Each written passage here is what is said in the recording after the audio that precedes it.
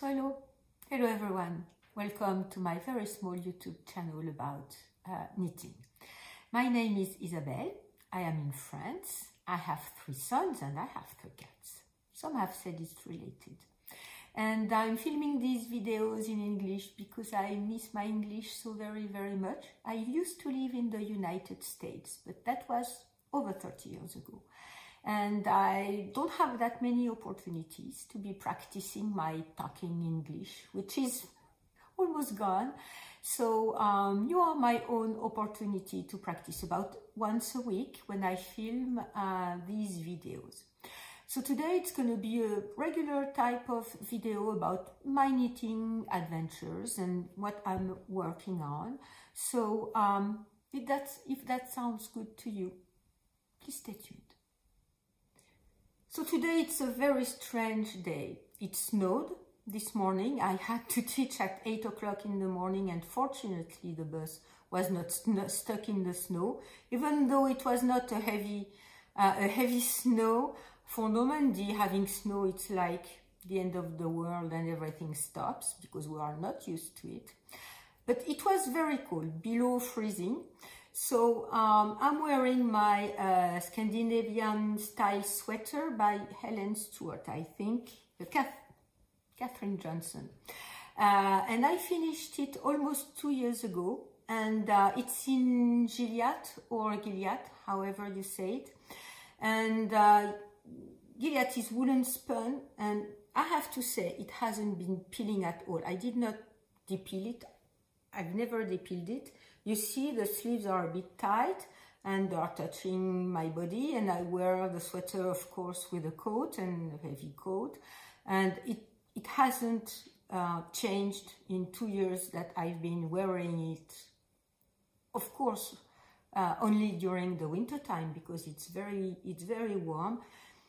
And this morning I did need that kind of warmth, of wool warmth. And I paired it with the Mura Cold by Olga Boraya Kefelian with, it's a superwash decay yarn that my son Theo got me for my birthday. And both of them with a very heavy coat and a beret, a red beret, made me very warm, and I was quite toasty and cozy beneath my coat. When I came back from work, we had maybe half hour with a very bright sun, and once again it's all covered and it's all gloomy and it's all cold again, and hail. We had hail a few minutes ago, so a very strange day for today. So today, no finished object. I did not finish anything. I had a lot of work, and these last 2 weeks, my mother took a lot of my time. I'm not complaining again. I'm not going to be complaining again, or talk about that in my life updates, because it's the same sad song that comes back every day. So just know that I did not finish anything because I did not spend as much time knitting as I'm used to during the evenings and during the weekend. So for now, I just have works in progress. So the first one is my Agnes jumper by Camilla Vade that I'm knitting with this mohair from the farm from Poitou. That is about, I would say about an hour and a half away from my mother's. So the colors I got were not the one that had my preference to knit a colorwork sweater with mohair, but I did have to, I would have preferred to have the body with a dark gray, but there were only 2 balls left. So, I did what I could with what they had. So this very icy blue, the body is that middle gray color. The contrasting here is the dark gray, and there is a white here. That, you know, close to these cold grays and blues color, almost looks yellow. But when you take this, and it does the same in person, but when you look at the skin by itself, it's all white. So yeah, the color do change depending on which colors are surrounding. And so I finished the body.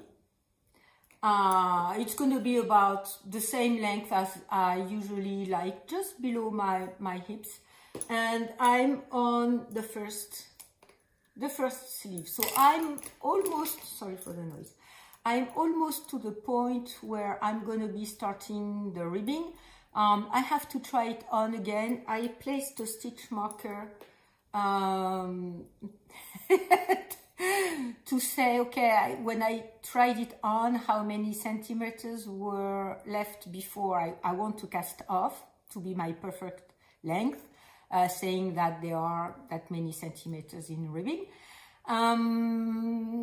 But I forgot I forgot to write down how many centimeters I had to knit before starting the ribbing and casting off. So I have to try it on again. And I did not do that. It was like that before this weekend, but I was quite busy this weekend. So yeah, we almost have one sleeve. I have another one that I will be knitting next, which is on the, you know, knitting barber cords that I like for sleeves. I don't like to put them to try on my sweaters, especially on the body. I prefer to add a cable or use a longer one because I've had stitches come off, or I had needles come off the barber cords, even though I've been tightening them very, very, very well. I thought, I guess not, but I thought. And you have to be very careful when you slide the stitches on the cord, in particular if you are using non-superwash yarn that is not slippery. And if your yarn is not slippery and this one is not, you have to be careful for the cord not to go off the needle whenever you are sliding your stitches around. But anyway, for now I can, you know, try on like that. And yes, I hope that once there was an unexpected project that came along. Once I'm done, I will finish that. When I try it on, I don't want to take it off. So my next work in progress is the Rainforest Canopy Shawl by Helen Stewart, which I'm making with Louis and Lola merino yarn. So that you can see it better on the white background. This shawl is alternating garter stitch panels that you can make stockinette if you wish. There are instructions for that, and lace. And the lace panels do require quite a bit of attention. The yarn being not dark and not that fair in color, I can knit during the evening on that shawl. I haven't been making much progress because I have been kind of concentrating on my Agnes sweater, and this shawl will be in my shawl collection, thanks to Rosemary, who gifted me both the yarn and the pattern and many other skeins. And this yarn is very, very nice. So the yarn is from New Zealand, from Tasmania, and the designer is also from Tasmania, and the pattern has been, you know, the samples have been made with that very yarn. So yeah, it's going to be a very a cool tone shawl. I prefer cool tones, even though I'm, you know, wearing warm tones, two. A cool tone, you know, deep or light purple with deep green speckles, an extremely beautiful one. So if you see a change in the light, it's because my mother called and we had quite a long conversation over the phone, and the light has been going down very rapidly. So my next work in progress is another one that has a special place in my heart, the same way as the rainforest canopy shawl will have, and I will have a piece of rosemary around my neck once it's finished. And it's the Borough Hood by Tori Yu, and this one is special because one of you gifted me the yarn, so I will have a part of you over my head or around my neck too. And this hood has a very special construction. You need short rows to first shape the front part of the hood, and there will be more short rows to shape the back part of the hood. And the yarn is Bichebuche Le Petit Lamb's-Wool and their mohair that yeah, one of you gifted me. And as several of you have said, this color is about perfect for me because it's very close to my eye colors, or it fits my eyes colors very well. And I've always been afraid of green. I don't know why. I do not know why. And the first time I really ventured into green again was for, as far as knitting is concerned, of course, was for my half and half, the second half and half triangles wrap that I knit with Guerrerum Natura Ulysse. So this is all that is left. And this color, even though with the light, I don't know, maybe that way it's going to be better. This color is a bit lighter than the one from Bichebuche, but it's, and I do not recall which number, I'll write it. I think it's a number for the color. But from afar, even though the Bichebuche is a little bit more blue and a little bit more deep, it's the same jewel tone, green jewel tone, you know, universe, to me at least, to me. And if I show it a bit closer, you see that the Bichebuche is a bit bluer and the Ulysse is a bit greener, but they are quite close. And when I was knitting my half and half triangles wrap, I was thinking I should make something, a garment with a yarn that would be close to that color. So this is gonna be my hood that you can also wear as a simple color.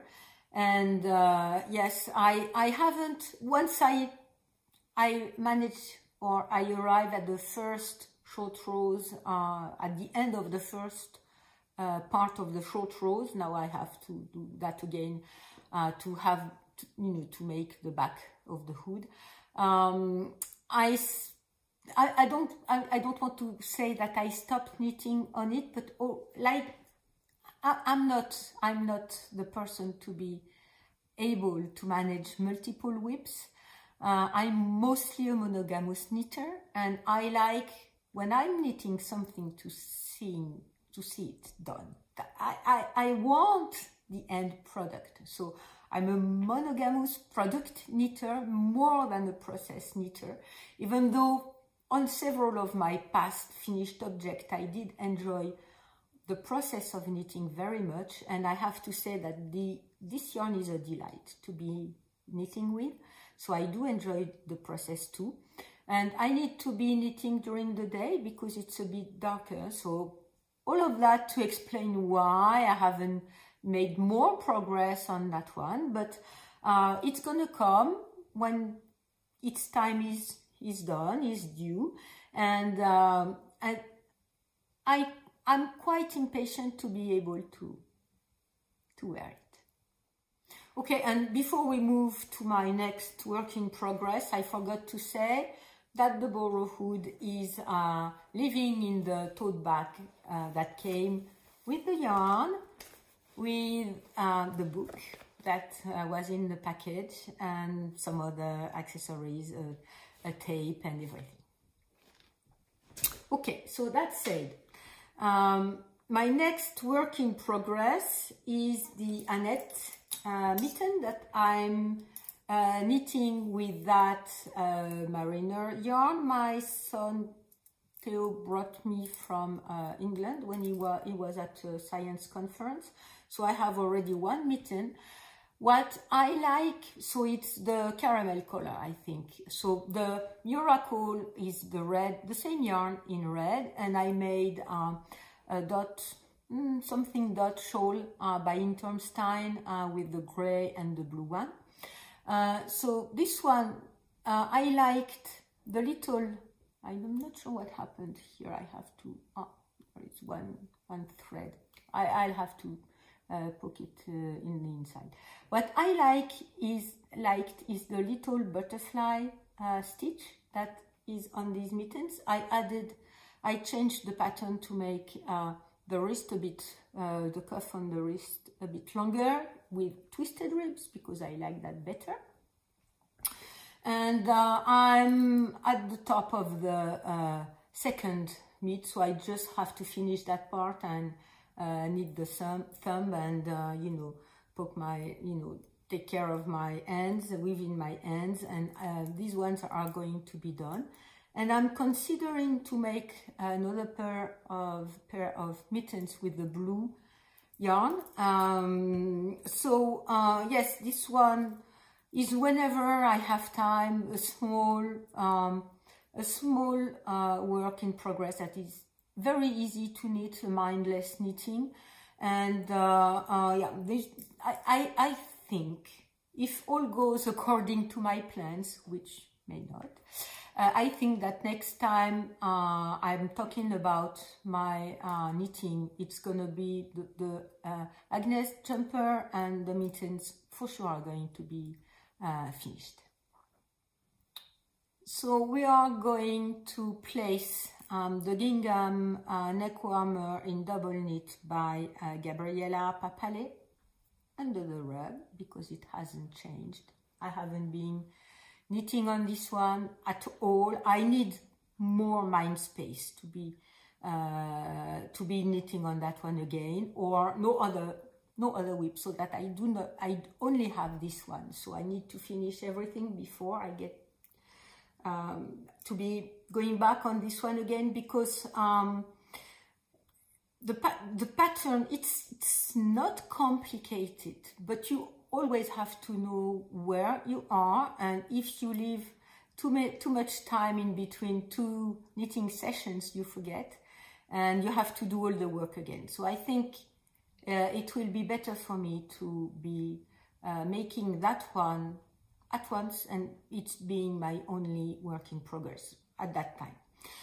My secret, or my surprise cast on, that I'm not, you know, making projects in Ravelry any longer for all my trendy little scarves that I've made. This one I started last night. I had a bit of knitting time, not too much, with the same big acrylic, mostly acrylic white ball of yarn my mother gave me. And we are doing 2 days from now a secret Santa in my lab, and I decided that my secret present is going to be this one. The way we do it, we do not know to whom the present is going to be offered. I guess there is some kind of lottery or something. I don't know quite much. I don't know the organization. It was not specified, or I did not pay attention. And we do have to bring either some salty or sweet dish, so that we can share, and something, and drinks and everything. So I'm trying to be moving along with that one. So just so you remember, it's 1-on-1 rib. You can customize it. Yeah, I wanted to be talking about that one because this little stitch pattern that is from one of my Japanese stitch dictionaries, it's an easy one. It's wrap stitches. If you just look at it, you can guess how you can make it. I've contacted both the author and the editor about that stitch pattern, if I would be allowed to describe it in a pattern and use it in a pattern, and I haven't had any answer yet. So the pattern I released was without the motif, and one of you asked me by DMs, I'm not sure, or private message in Ravelry, and so you had almost, you know, all the pattern. My baby cat is in one of my bags. There were just a few instructions, things that were not obvious for you to be understanding how it was made, so I just explained in a few words, and it's a very easy pattern. It's 3 stitches that are wrapped, and you move it to make a diamond. 1-on-1 rib. So the only thing is you have to have an odd number of stitches if you want the motif to be centered, and you increase on to go to 23 stitches if I recall correctly, and I like to decrease at the other end on the same side, but I've seen some of you have decreased on the other side. Both of them are working, and you can make it your own once again, and you can play with the yarn weight and with the number of stitches, with the motif that you place. Either there is a motif or there is none. I made it one by one rib. You can, you know, twist one of the stitches to make it up. I'm gonna be opening to my second cat. He's impatient because it's raining a lot outside. Okay, I've lost my train of thoughts. He's in, and I hope it won't freeze tonight, because right now it's just above freezing, so that it's raining. But if it does freeze tonight, it's gonna be a big problem tomorrow. Anyway, you can really make that pattern you own. You can twist the ribs. You can, you know, use 1 by 1, 2 by 2 ribbing. I just slipped the last stitch as you go with yarn in front. You can slip 2 or 3 stitches if you want to have some kind of an I-cord border. Anyway, it's a very simple recipe, a very simple pattern. And I hope I will have finished that in 2 days for the Secret Santa. If I do not, they will have a little card for a future scarf. And yeah, that's my last work in progress, and this is the one I'm gonna be concentrating upon so that it gets finished. And next weekend I want to finish the jumper. So you may hear them in the background, the 2 youngest ones, which they are not that young any longer, because my second cat is 6 years old, and my the one I call my baby cat is 5 years old, so they are not babies any longer. But whenever one of the cats come in, and usually it's my second cat that spends a lot of time outside, they just play a lot when they are together. So you may hear them in the background. Anyway, so that's gonna be it for today, for everything I've been working on. And yeah, as I said, I'm not going to elaborate on my mother's situation because it depresses me. And I do need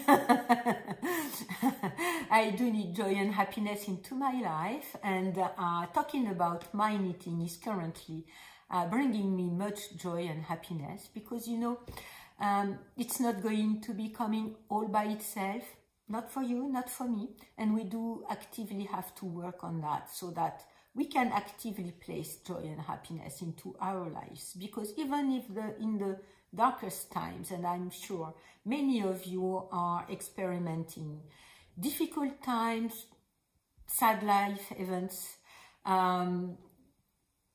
whatever, and every time, every day, even though you are in the middle of the darkest times, there always is a little spark of joy or a little light, a little spark of happiness that you can hang on during the day, even if it's only once.